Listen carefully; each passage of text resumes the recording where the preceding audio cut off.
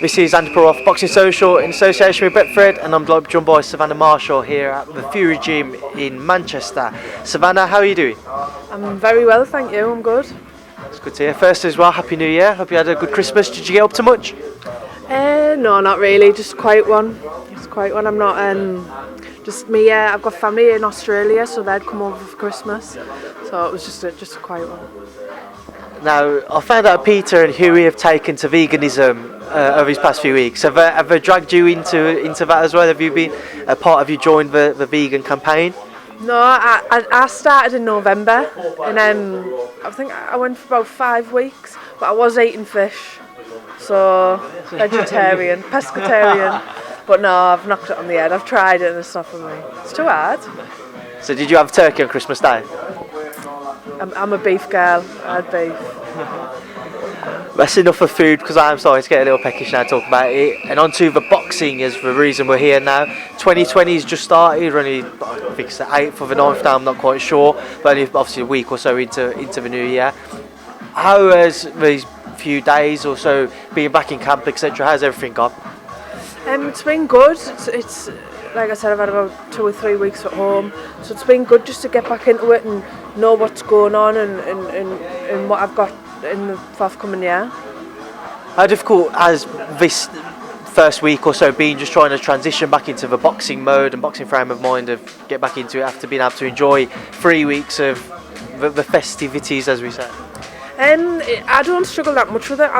To be fair, I've been a full-time boxer since I was 16, so I always train.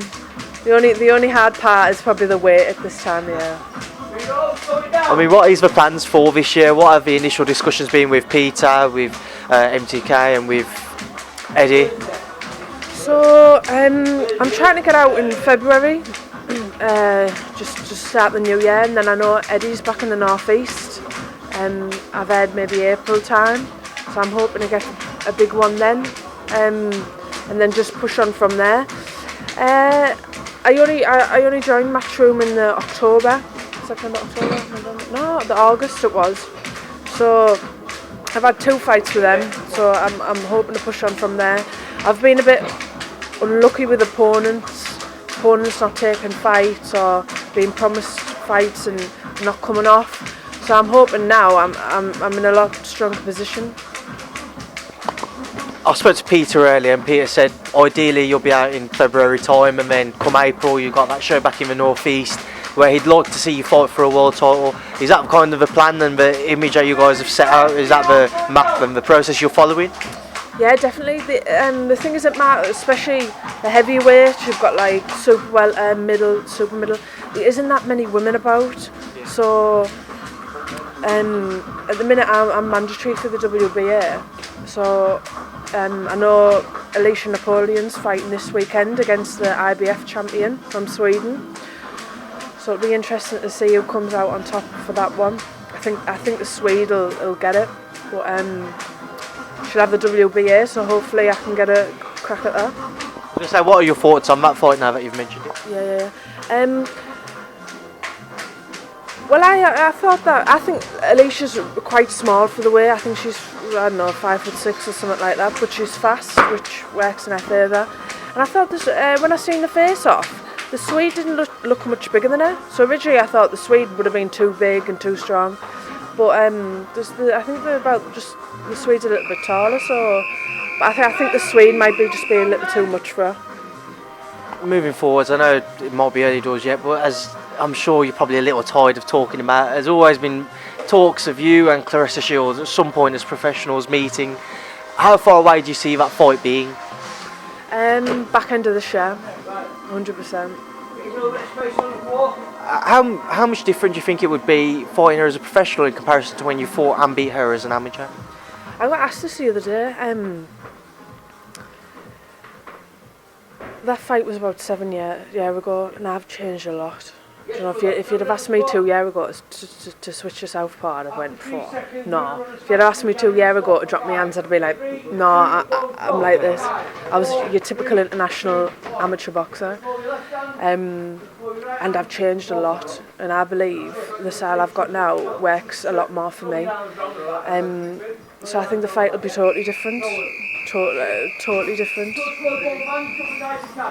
How big is that fight for women's boxing? I know Katie Taylor's a huge name over here, but would yourself as Claressa be the biggest fight that we would have seen in women's boxing involving a British-based fighter?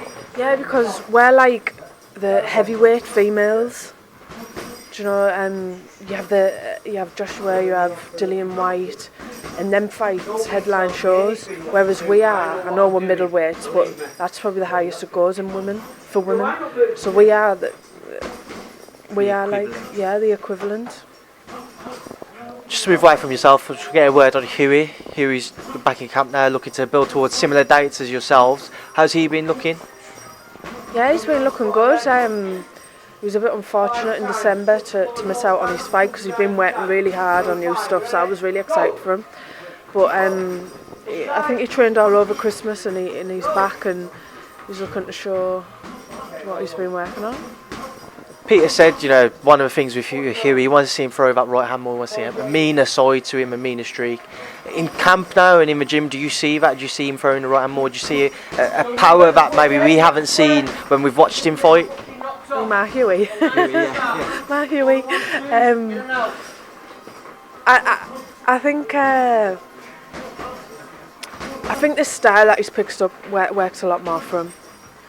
So, and I've seen a big difference in his spars.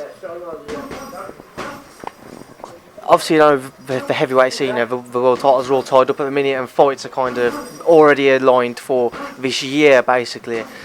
How far away do you think Hughie will be from challenging for another world title with that in mind? I think it's so hard for the heavyweight men, because there's so many of them. I think Pulev's mandatory now. Pulev and Usyk. Yeah, and how long has Pulev waited? He's waited nearly a year for that. So, I don't know. I just think he needs a little bit of luck. And he trains hard enough, and he deserves it. So why not? Well, Savannah, before I let you shoot off now, because I know you've just finished and you probably want to go get some food, final word, what would you like to say to everybody ahead of what will hopefully be a very good 2020 for yourself? Happy New Year, everyone. I hope you all had a good one. Please follow my journey 2020, because it's going to be a big one. Savannah Marshall, thank you for speaking to myself and Boxing Social. Thank you very much.